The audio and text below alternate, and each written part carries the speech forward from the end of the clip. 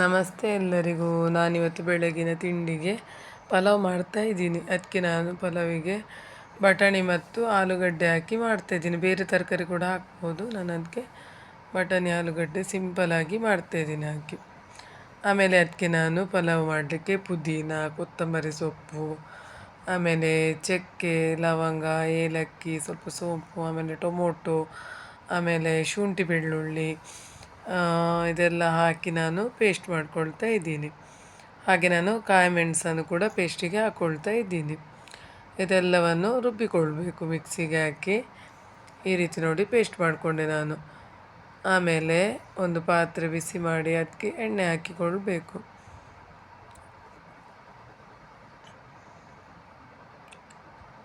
ಎಣ್ಣೆ ಹಾಕಿದ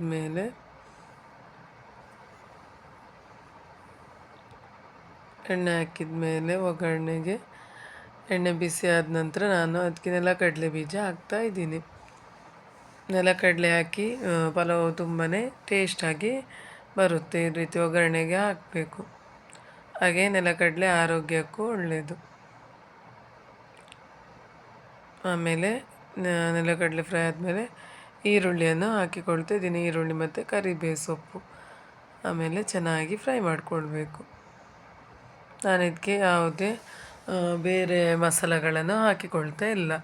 ಮನೆಯಲ್ಲೇ ಮಾಡಿರೋ ನಾನೀಗ ತೋರಿಸಿದೆ ನೋಡಿ ಮಸಾಲ, ಅಷ್ಟೇ ನೀವು ಹಾಕಿದರೆ ಆಯಿತು. ಬೇರೆ ಯಾವುದೇ ಮಸಾಲ ಹಾಕಬೇಕಂತೇನಿಲ್ಲ. ನಿಮಗೆ ಖಾರ ಸ್ವಲ್ಪ ಜಾಸ್ತಿ ಬೇಕಿದ್ದರೆ ಇನ್ನೊಂದು ಹಸಿಮೆಣಸು ಹಾಕ್ಬೋದು. ನಾನು ಒಂದೇ ಹಾಕ್ತಾಯಿದ್ದೀನಿ. ಆಮೇಲೆ ಈರುಳ್ಳಿ ಎಲ್ಲ ಫ್ರೈ ಆದಮೇಲೆ ಪೇಸ್ಟನ್ನು ಹಾಕಬೇಕು. ನಾನು ಟೊಮೊಟೊ ಏನು ಹಾಕ್ತೇ ಇಲ್ಲ, ಯಾಕೆಂದರೆ ನಾನು ಟೊಮೊಟೊ ಮಿಕ್ಸಿ ಗ್ರೈಂಡ್ ಮಾಡಬೇಕಾದ್ರೆ ಹಾಕಿದೆ ಅಲ್ವಾ. ಅದಕ್ಕೋಸ್ಕರ ಈರುಳ್ಳಿ ಮತ್ತು ನೆಲಕಡಲೆ ಕರಿಬೇವು ಸೊಪ್ಪನ್ನು ಮಾತ್ರ ಫ್ರೈ ಮಾಡಿ ಆಮೇಲೆ ಈಗ ಪೇಸ್ಟನ್ನು ಚೆನ್ನಾಗಿ ಫ್ರೈ ಮಾಡ್ಕೊಳ್ತಾ ಇದ್ದೀನಿ. ಅದು ಚೆನ್ನಾಗಿ ಫ್ರೈ ಆಗಬೇಕು, ಹಸಿ ವಾಸನೆ ಎಲ್ಲ ಹೋಗಬೇಕು, ಅಷ್ಟರವರೆಗೆ ಫ್ರೈ ಮಾಡಬೇಕು.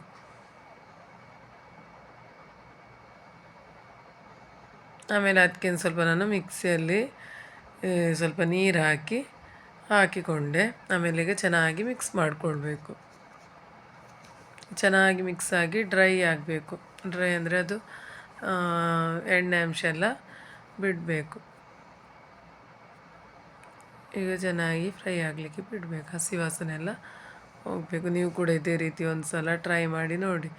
ಅದಕ್ಕೆ ನಾನು ಉಪ್ಪನ್ನು ಹಾಕಿಕೊಳ್ತಾ ಇದ್ದೀನಿ, ರುಚಿಗೆ ತಕ್ಕಷ್ಟು ಉಪ್ಪು, ಆಮೇಲೆ ಸ್ವಲ್ಪ ಅರಶಿನ ಹುಡಿ. ಇಷ್ಟು, ನಾನು ಬೇರೆ ಏನು ಕೂಡ ಮಸಾಲ ಪುಡಿ, ಮೆಣಸಿನ ಹುಡಿ ಏನೋ ಹಾಕ್ತಾಯಿಲ್ಲ, ಸಾಂಬಾರು ಪುಡಿ ಎಲ್ಲ ಇಷ್ಟು ಹಾಕಿದರೆ ಆಯಿತು. ಪೇಸ್ಟಿಗೆ ಅದೇ ಪುದೀನ, ಕೊತ್ತಂಬರಿ, ಟೊಮೊಟೊ, ಶುಂಠಿ ಬೆಳ್ಳುಳ್ಳಿ, ಚಕ್ಕೆ, ಲವಂಗ, ಗರಂ ಮಸಾಲ, ಸೋಂಪೆಲ್ಲ ಹಾಕಿದರೆ ಆಯಿತು. ತುಂಬಾ ಚೆನ್ನಾಗಿ ಬರುತ್ತೆ. ಮಕ್ಕಳಿಗೆ ಕೂಡ ತುಂಬ ಇಷ್ಟ ಆಗ್ತದೆ. ಬೇರೆ ತರಕಾರಿ ಕೂಡ ಹಾಕ್ಬೋದು, ಕ್ಯಾರೆಟ್ ಮತ್ತು ಬೀನ್ಸ್ ಎಲ್ಲ ಹಾಕ್ಬೋದು. ನಾನು ಆಲೂಗಡ್ಡೆ ಬಟಾಣಿ ಹಾಕ್ತಾಯಿದ್ದೀನಿ. ಹಾಗೆ ಪನ್ನೀರ್, ಮಶ್ರೂಮು ಇಲ್ಲದಿದ್ದರೆ ಇದು ಸೋಯಾ ಚಂಕ್ಸ್ ಇದೆಯಲ್ಲ, ಅದು ಕೂಡ ಹಾಕಿದ್ರೂ ಚೆನ್ನಾಗಿ ಬರುತ್ತೆ. ನಾನು ಹೀಗೆ ಸಿಂಪಲ್ಲಾಗಿರಲಿ ಅಂತೇಳಿ ಬಟಾಣಿ ಮತ್ತು ಆಲೂಗಡ್ಡೆ ಹಾಕಿ ಮಾಡ್ತಾಯಿದ್ದೀನಿ. ಮಕ್ಕಳೆಲ್ಲ ತುಂಬ ಟಿಫಿನಿಗೆ ಮಧ್ಯಾಹ್ನ ಲಂಚಿಗೆಲ್ಲ ಕೊಟ್ಟರೆ ತುಂಬಾ ಇಷ್ಟಪಟ್ಟು ತಿಂತಾರೆ. ಆಮೇಲೆ ನಾನು ಇದಕ್ಕೆ ಬಾಸ್ಮತಿ ಅಕ್ಕಿಯನ್ನು ತಗೊಂಡಿದ್ದೀನಿ. ನಾನು 1.5 ಗ್ಲಾಸ್ ಆಗುವಷ್ಟು ಅಕ್ಕಿಯನ್ನು ತಗೊಂಡಿದ್ದೀನಿ. ಒಂದು ಗ್ಲಾಸ್ ಮತ್ತು ಸ್ವಲ್ಪ ಈ ಗ್ಲಾಸಲ್ಲಿ ತಗೊಂಡಿದ್ದೀನಿ ನೋಡಿ.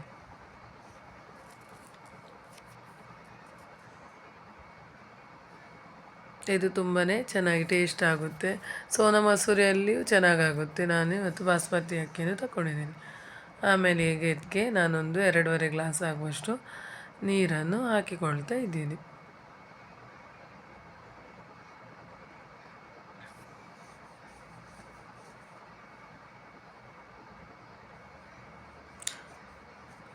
ಎರಡೂವರೆ ಗ್ಲಾಸ್ ಅಷ್ಟು, ನಾನಂದರೆ 1 ಗ್ಲಾಸ್ ಮತ್ತು ಸ್ವಲ್ಪ ಅಕ್ಕಿ ತಗೊಂಡಿದ್ದೀನಿ. 1.5 ಇರಲಿಲ್ಲ, ಅದರಲ್ಲಿ ಹಾಕಲಿಲ್ಲ ನಾನು. ನೀವು 1.5 ತಗೊಂಡ್ರೆ 3 ಗ್ಲಾಸ್ ಆಗುವಷ್ಟು ಹಾಕಬೇಕು.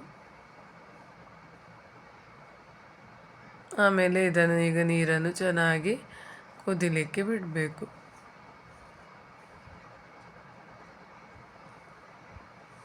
ಈಗ ಸ್ವಲ್ಪ ಕುದಿ ಬರ್ತಿರುವಾಗಲೇ ಅಕ್ಕಿಯನ್ನು ತೊಳೆದು ಬಿಟ್ಟು ಹಾಕಿಕೊಳ್ತಾ ಇದ್ದೀನಿ. ತುಂಬಾ ಚೆನ್ನಾಗಿ ದುರಾಗಿ ಚೆನ್ನಾಗಿ ಬರುತ್ತೆ ಪಲಾವ್. ಹಾಗೆ ಟೇಸ್ಟು ಕೂಡ ಚೆನ್ನಾಗಿರುತ್ತೆ, ಮನೆಯಲ್ಲೇ ಮಾಡಿರುವ ಮಸಾಲ ಆಗಿರೋದ್ರಿಂದ.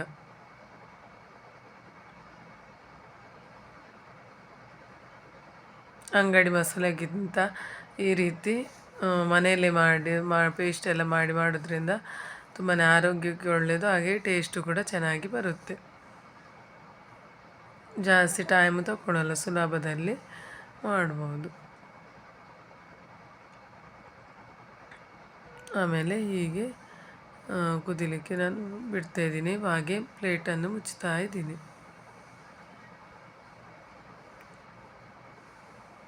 ನಾನು ಹೀಗೆ ಪಾತ್ರದಲ್ಲಿ ಮಾಡ್ತಾಯಿದ್ದೀನಿ, ಕುಕ್ಕರಲ್ಲಿ ಮಾಡ್ತಾ ಇಲ್ಲ. ಈ ರೀತಿ ಮಾಡೋದ್ರಿಂದ ತುಂಬಾ ಟೇಸ್ಟ್ ಆಗುತ್ತೆ.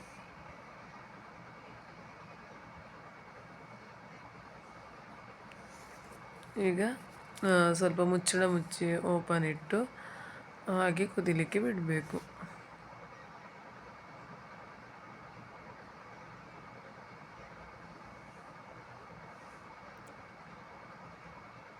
ಹೀಗೆ ಹೀಗೆ ಇದು ಬೇಯಿಸಿ ಮಾಡೋದ್ರಿಂದ ಒಲೆಯಲ್ಲಿ ಮಾಡಿರುವ ಟೇಸ್ಟ್ ಕೂಡ ಟೇಸ್ಟಾಗಿ ಬರುತ್ತೆ. ಅದಕ್ಕೆ ನಾನು ಈ ರೀತಿ ಮಾಡ್ತಾ ಇದ್ದೀನಿ. ಯಾವುದ್ರಲ್ಲೂ ಬೇಕಾದರೂ ಮಾಡ್ಬೋದು, ನಿಮಗೆ ಕುಕ್ಕರಲ್ಲಿ ಮಾಡೋದಾದರೆ ಕುಕ್ಕರಲ್ಲೂ ಮಾಡ್ಬೋದು. ನೀರಿನ ಅಳತೆ ಕರೆಕ್ಟಾಗಿ ಇಡಬೇಕು. 1 ಗ್ಲಾಸು ಅಕ್ಕಿಗೆ 2 ಗ್ಲಾಸು, 1.5 ಇಟ್ಟರೆ 3 ಗ್ಲಾಸ್ ಆಗುವಷ್ಟು ನೀರು ಹಾಕಬೇಕು. ನೀರಿನ ಅಳತೆ ನೋಡಿ ಹಾಕಬೇಕು.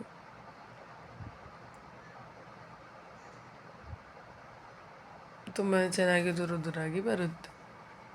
ಆಮೇಲೆ ನಾನೀಗ ಇದಕ್ಕೆ ಪಲಾವ್ ಎಲೆಯನ್ನು ಹಾಕ್ತಾ ಇದ್ದೀನಿ.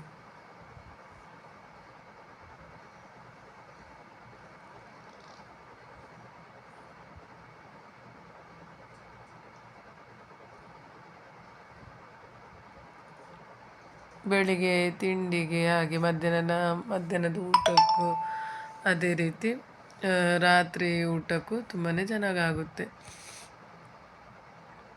ಸಿಂಪಲಾಗಿ ಇದೆ, ಈಸಿನೇ ಇದೆ, ಮತ್ತು ಮನೆಯಲ್ಲೇ ಮಾಡಿರುವಂಥ ಮಸಾಲ.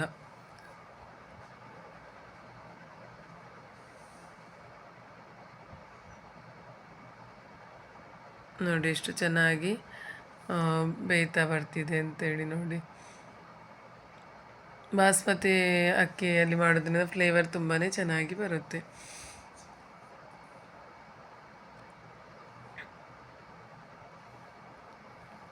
ನೋಡಿ ಎಷ್ಟು ಚೆನ್ನಾಗಿ ಬಂದಿದೆ ಅಂತೇಳಿ. ಇದೇ ರೀತಿ ಒಳ್ಳೊಳ್ಳೆ ರೀತಿ ಮನೆಯಲ್ಲೇ ಮಾಡುವಂತಹ ಅಡುಗೆಯೊಂದಿಗೆ ನಾನು ಬರ್ತಾ ಇರ್ತೀನಿ. ನನ್ನ ಚಾನಲ್ಗೆ ಸಬ್ಸ್ಕ್ರೈಬ್ ಮಾಡಿ, ಲೈಕ್ ಮಾಡಿ, ಹಾಗೆ ಶೇರ್ ಮಾಡಿ. ನೀವು ಕೂಡ ಇದೇ ರೀತಿ ಟ್ರೈ ಮಾಡಿ, ಯಾವ ರೀತಿ ಬಂದಿದೆ ಅಂತೇಳಿ ಹೇಳಿ. ಆದಷ್ಟು ಮನೆಯಲ್ಲೇ ಮಾಡಿರುವ ಮಸಾಲ ಪದಾರ್ಥಗಳನ್ನು ಯೂಸ್ ಮಾಡಿ, ಈ ರೀತಿ ಪೇಸ್ಟನ್ನು ಮಾಡಿ. ಓಕೆ ಫ್ರೆಂಡ್ಸ್, ಟೇಕ್ ಕೇರ್, ಬಾಯ್ ಬಾಯ್.